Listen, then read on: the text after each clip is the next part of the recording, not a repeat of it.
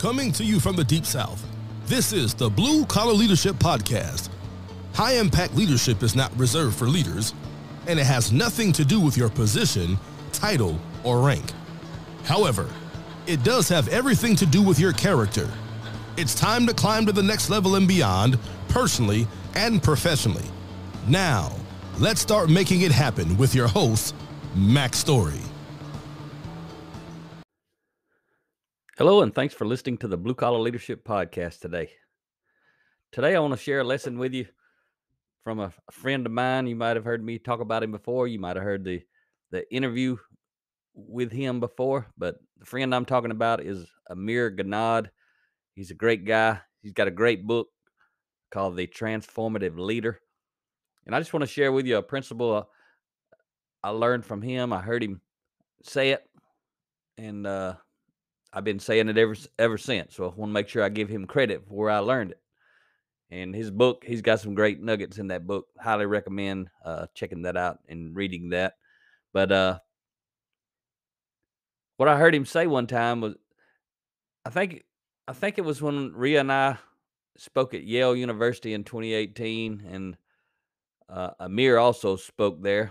We got invited, and then we said, "Hey, you need to invite Amir Ganad too, because he's the real deal." And so the folks that invited us to speak at Yale University School of Management, they reached out to Amir, got to know him, and invited him to speak as well. So that was a really cool experience. We got to speak back to back, and I think that's where I heard him say this. But what I heard him say was, when he was speaking to the audience, was, "You're not going to believe a word I say.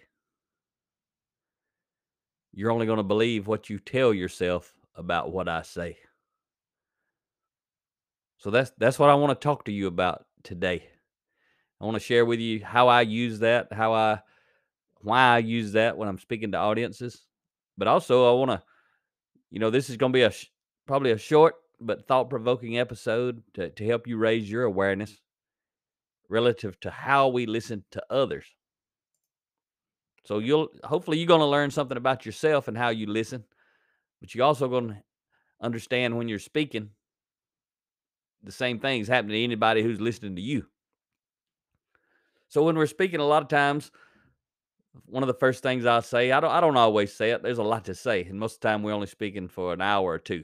So we could speak every day for 8 hours, probably every day of the year, and every day it'd be different. That's how much stuff we have to leave out when we speak for just an hour or two. But a lot of times I say this, what I learned from Amir, and I'll tell the audience pretty early on. I'll say, there's something you need to know. The person who invited us here today, they may or may not be aware of what I'm about to tell you. So it may be surprising to them. And I always tell the person, if the person's in the room who invited us to be there to speak, I say, just hang in there. It ain't as bad as it sounds to begin with. So I tell the audience, I'll say, hey, let's say the person's name is John, who invited us to speak. I'll say, there's one thing you guys need to know today. John invited us to speak to you guys, and you're not even going to believe a word we say the entire time we're speaking. You're not going to believe a single thing that we say today. And I always kind of pause a moment and give them time to think about it. And I look over there at John, and that person's usually got a perplexed look on their face. I said, hang on, I'm going to tell you about it. I'm going to explain it to you. I'll say, because you really aren't going to believe a single thing that me or Rhea say to you today. You're only going to believe what you tell yourself about what we say. Then I'll pause again and kind of let them process that. And I'll say, you probably can validate that's true because you probably just did it while I was pausing to give you time to think about it. You probably were sitting there thinking, is that true? As you're listening to this podcast, you may have already thought about that yourself, because that's what we do. We only believe, when we hear people speaking, we only believe what we tell ourselves about what they're saying. If we tell ourselves it's true, then we believe what they're saying. If we tell ourselves it's not true, then we don't believe what they're saying. And the thing is, we do it. We could do it instantly. You could instantly agree or disagree subconsciously. You don't even have to think about it. It happens that fast. You believe them or you don't believe them. But it's happening that fast. Sometimes you got to think about it a minute. Sometimes you might have to think about it a lot of minutes or a few hours or a few days. You may have to go do some research on it, whatever it is someone said and you ain't quite sure about. Because those things you don't agree with, sometimes you'll keep thinking about them and because you ain't decided yet, you kind of hung up in limbo. So sometimes you'll have to go do some research. You might have to go read some books. You might get on Google. However you do research. I hate to tell you, some people gonna get on Facebook and blast out to the world and ask them what they think about it. And I'm gonna tell you, I ain't gonna put a whole lot of I'm not gonna attach a lot of credibility to a Facebook poll about what somebody thinks about something. If if I'm seriously wanting to learn something, I want to learn it from somebody who I know knows. I want to be I don't want to be infected by people who think they know but they really don't know. So just be careful if you ever get out there blasting to the world on your social media, whatever social media you use. It's all right. I guess you can do it for fun. I ain't gonna do it at all unless I'm just trying to provoke thought, within my audience, and I'm trying to teach them and get them to think and that sort of stuff. But if you need an answer for yourself, go do some real research, find some experts, whatever that means, and do some real research. But that's what happens. We evaluate what everybody says, and we don't believe a single thing that they say unless we agree with it. Then we believe it because we're always talking to ourselves. And see, that's something you got to be aware of too. You're always talking to yourself, and there's something else that goes along with that. You're always listening. You may not be listening to me when I'm talking all the time, but when you're talking to yourself, you're always listening. It's not a bad thing, except for one problem with that is we believe unless we know better, and that's what I'm trying to help you to do today is to help you know better.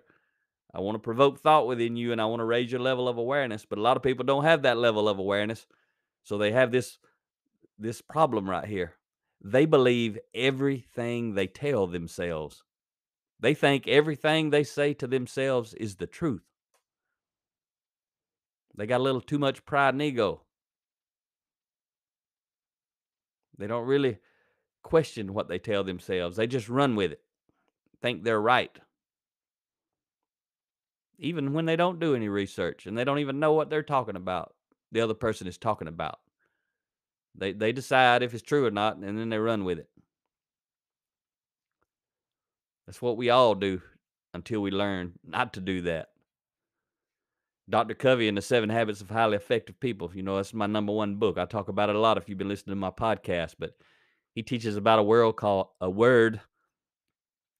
paradigm, spelled P-A-R-A-D-A, or excuse me, D-I-G-M. If you actually look at it, it looks like it says paradigm, but it's pronounced paradigm.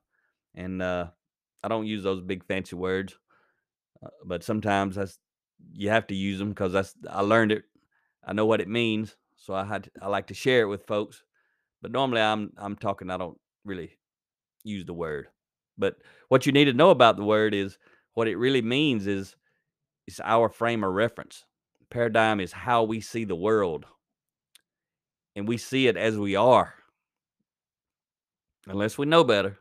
And most folks don't know better, but we see it. We see the world as we are, not as it is.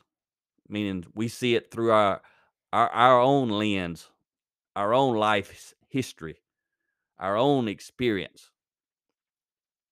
We see somebody do something, we say, "Oh, they done that because." Oh yeah, I know why they done that. We start trying to figure people out, but it's based on our experience. A lot of times we ain't nowhere close to the truth, but we think we are because if that was us, that would be why we did that. Or we knew somebody like them in the past and they did it, and we may be right or wrong, but we think we know why they did it. So if we meet somebody else who's doing it, we think they're doing it for the same reasons. Most of the time we don't know. A lot of times when I'm teaching that, that teaching the audience, we see the world as we are, not as it is. I'll tell them a story about one time I got into some stuff, and then I'll ask them why you think I reacted the way that I did, and I tell a lot of different stories, but I just want to teach you the point behind it. When you think why did somebody respond the way they did, you're gonna come up with an answer. You're gonna figure it out. That's what we do. You're gonna believe they did it because of this reason. So sometimes I'll ask the room, and I'll go around the room. If it's a small group, I'll ask 3 or 4 people. I'm looking for 3 or 4 different opinions. Somebody will say, "You did it because this reason." I say, "That could be true." I say, "Does anybody else know another reason I could have done that?" Somebody else will share what they were thinking, something completely different. I said, "That also could have been true." I keep going around the room till I got like 5 people. So then I hold my hand up, all my fingers, spread out. I say, "So we just heard. I told you guys a story, and we just heard 5 people express why they thought I did it, and those 5 people that just spoke up said 5 different things. So what you got to understand, and what they need to understand as they raise their level of awareness, is all 5 of them can't be right. Obviously, they said 5 different things. The best chance they have is one of them is right." But there's also a high probability that all of them are wrong. But the thing is, each one of them thinks they're right. That's why they come up with that answer. And most of the time, I tell them a story where nobody's going to guess the right answer. So all 5 of them end up being wrong. So it's a pretty powerful lesson when I tell that story to help people start to really think about what they're thinking about. And I'm telling you, you believe everything you say until you figure out that you better start questioning it. And you're only going to do that with a higher level of awareness. And again, most people don't have that level of awareness. They're running around thinking they know how the world operates. I remember when I used to be a consultant, people would tell me or say to me, because I was never home, I was always traveling. I mean, I'd be home on the weekends, but during the week, I'm always traveling and working. A lot of times people would come up to me and say, "Man, how's your wife trust you to be out here a whole different state like that every other week, you in a different state? How's how's your wife trust me?" I mean, trust you, talking about me. Most often those people are seeing the world as they are. They're thinking either they wouldn't trust their spouse or either their spouse shouldn't trust them. So they're questioning, how in the world does my spouse trust me? So that's how we start to paint the picture, paint our story, or wrap our frame around somebody else's story. What we should do, especially if it's important to us, or if we're going to tell someone else what we think is why someone done something, we don't need to tell them. If we think that's why, we don't need to go around telling people what we think is true. We need to be telling people what's true. Either we need to keep our mouth shut. But that ain't what people do. They like to talk. They like to give their opinion. And most of the time when you start talking like that, the other people going to give you their opinion and say you're wrong. And they got their paradigm, their idea. So then you're going to have a discussion around it. And then those people are going to split up and they're going to go talk to some other people. It's how the rumors get going through the grapevine. A lot of people sharing what they think's going on. Most people don't know what's going on. You know, wherever you work, a decision will be made, and a lot of times the leaders don't do a good job of communicating it because they're really managers of people, not leaders of people. So they don't do. Some of them don't communicate at all. They just make a decision. They communicate the decision, but they don't communicate why they made the decision. So then everybody's got to guess why they made it. And then whatever the best sounding story is, the one that most people latch on to, that's the one that gets spread through the organization. And again, it may or may not be true, but there's a lot of people running around telling it as truth. And eventually, you're going to be found out as a person spreading the truth or a person spreading a lie. So I always teach you and talk to you about leadership as influence. Life is better when you have more influence. The more influence you have, the more freedom and options you're going to have. So as a person who's wanting to grow and develop themselves, become a high impact individual with with a high degree of character, you don't need to go around spreading rumors. You can spread the truth, but after this lesson, I hope you realize you don't always know the truth just because you think you know the truth. You got to know. When I used to lead my lean manufacturing process improvement events, and right off the bat, people start telling me why things are happening. You know, I'll ask because I want to know. I'll ask questions about things, and somebody will tell me why something's happening. First thing I ask them after they tell me why, do you know or do you think you know? I can tell pretty quick when they don't really know because they got to think about it. Somebody who really knows, they know. Somebody who ain't really sure, they got to think about it. But there's some people who think they know and they don't know, and they got confidence that they're right, like I've been talking about. But when I say, do you know or do you think you know? If they say they know, if they still confident and they say they know, the next thing I ask them is, how do you know? That's when we really start finding out if they know. Because they're about to give you a good answer, they're about to start squirming.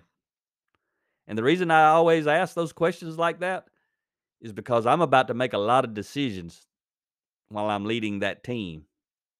I want to base my decisions on the truth, not what somebody thinks they know, because I'm going to be responsible. As a leader of a team, I'm always responsible. So are you, whether you know it or not.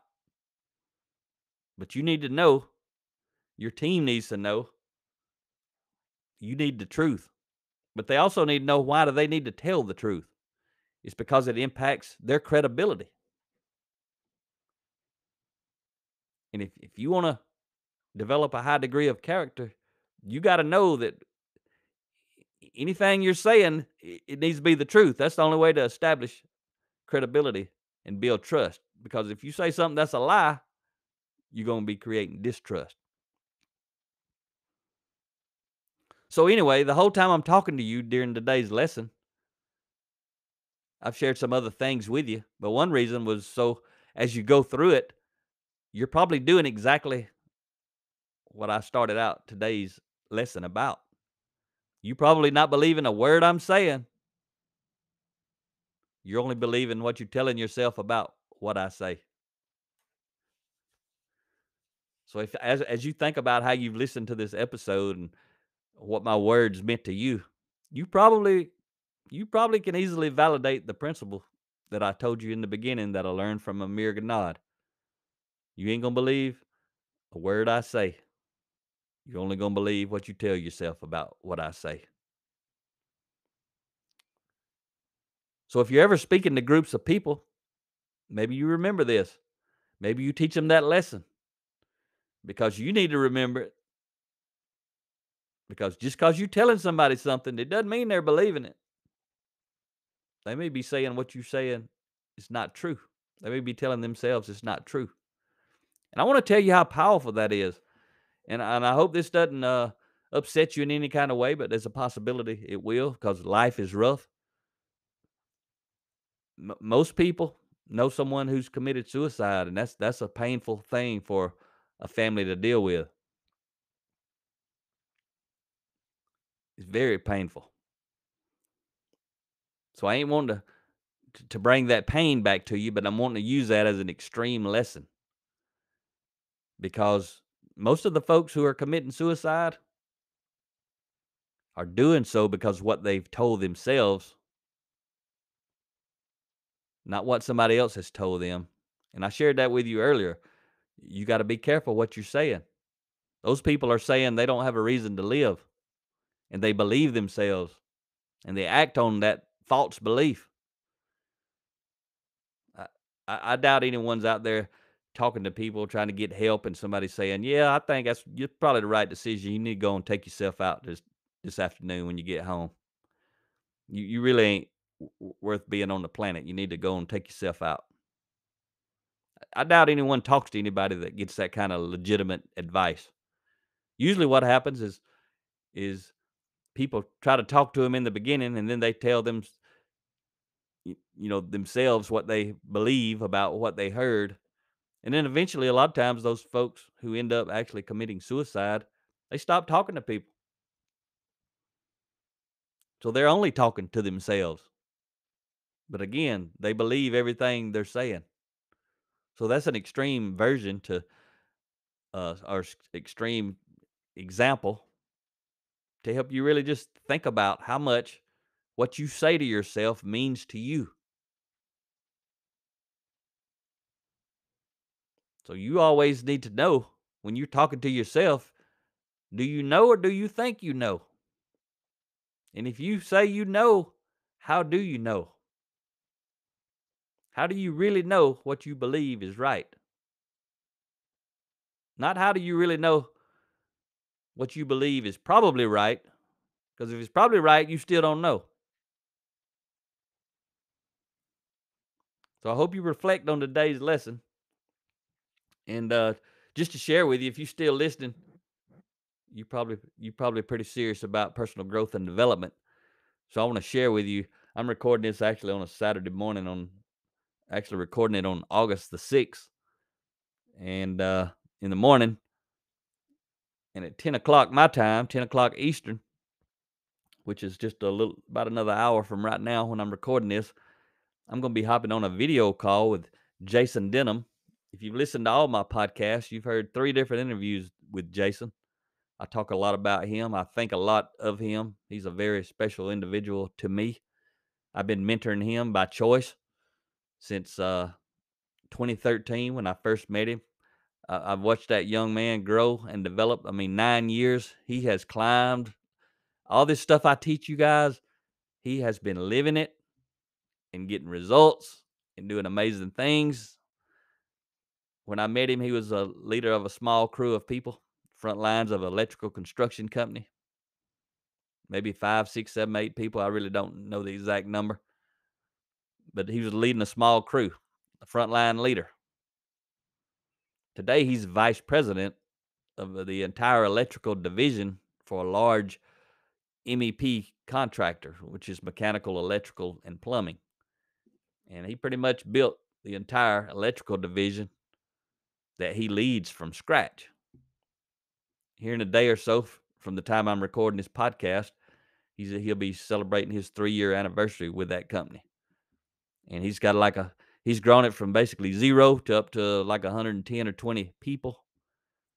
And from 0 in sales that he was responsible for to about 30 something million in sales a year.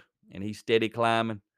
But he does something called monthly leadership training. He volunteers to do it for anybody in his organization and anybody outside of his organization who wants to participate. But he's really doing it for his team, those people in the electrical division of his company. He's vice president, and They all report to him, and he reports to the COO, I believe, and he has a tremendous relationship with Jeff Kilgore, the CEO. The COO is Jeff's brother, Ken Kilgore Jr. They're the two owners of the company. So Jason basically reports to them two. But he volunteers, Jason does, once a month, first Saturday of the month. Every now and then he'll change it when there's a holiday or some crazy going on. But most of the time, it's on the first Saturday of the month. Actually, last month, he didn't change it, and it was on the weekend of the 4th of July weekend. I think 4th of July was on a Monday or Tuesday or whatever, but the holiday weekend was whatever day the date that Saturday was, and he went ahead and did it. He had like 80-something people because everybody who joins also volunteers. They see that he cares enough that he wants to grow and develop them, and he sees that they care enough about growing and developing themselves that they want to volunteer to participate, and he leads this pretty massive book study. See, we call it a book study because that helps people understand kind of what they're doing, but what it really is workforce development and leadership development. That's what's actually happening. People say, "Well, why we want to do a book study?" It was because it's workforce development and leadership development. That's why you want to do it. It ain't like you in the 3rd grade reading a book for fun, learning how to read. You're diving deep. You're going through stuff that's thought provoking and stuff that's going to raise your level of awareness, just like every episode on this podcast. But again, Jason invites everybody from his team, anybody else within the company from the plumbing and the mechanical division, people that don't report to him, they're invited to join. People that maybe want to work at Kilgore that he meets, he don't have a spot for them yet, but he tells them about this Saturday morning, first Saturday of the month leadership training. He invites them to join. Pretty much, if they join and they start coming regular, and he sees they are interested, they're probably gonna get a job pretty quick because that's Jason hires for character first. And when he sees people who are hungry to grow and develop their character, he has a high interest in those people. And then also people, excuse me, a lot of times I tell my clients about what he does because a lot of my clients, they've never done anything like that. Or people I meet in general who are maybe reading my books, listening to my podcast, they've never participated in something like that. So people who've never participated or people who have never led a big book study like that with a bunch of people, and they do it virtually. Jason does it virtually. So a lot of people will be in different rooms together. Some people will be by themselves on their phone, on their front porch in a swing. I remember not too long ago, somebody sat out on their swing. I remember some guy at the beach, somebody driving down the road in a truck. People get on from all over the place on Saturday morning, once a month. But anyway, Jason, he wants to grow and develop people. He don't care who they are. So he told me I can refer my clients or people that I meet to him. So I'm gonna do that for you today. And I hope you'll send him an email and ask him to add you to the list. And you can get on there and he does it through Microsoft Teams. So if you don't have that on your phone and you're going to use your phone, you probably need to download that app. I think on a computer, you don't have to download an app. You can click on the link that'll be in the email and says join meeting or something like that. He'll put you on an email list and send it out once a month, usually the Friday night before the Saturday. He's a busy, busy man working 7 days a week, 14, 16 hours a day, but he usually gets it out on Friday night before. Then if you don't like it, you can send him back an email, say, hey, please take my name off your email list and you won't be getting any more. But right now they're going through my book, Blue Collar Leadership and Teamwork, 30 Traits of High Impact Players. And Jason covers 4 chapters. He does it from 10 to 11:30 Eastern, so that's 9 to 10:30 Central. Sometimes they go over, but everybody's it's volunteer, so they can get off anytime they want. But they definitely can get off at the stopping time if they don't want to listen to whatever's still going on. But most people stay.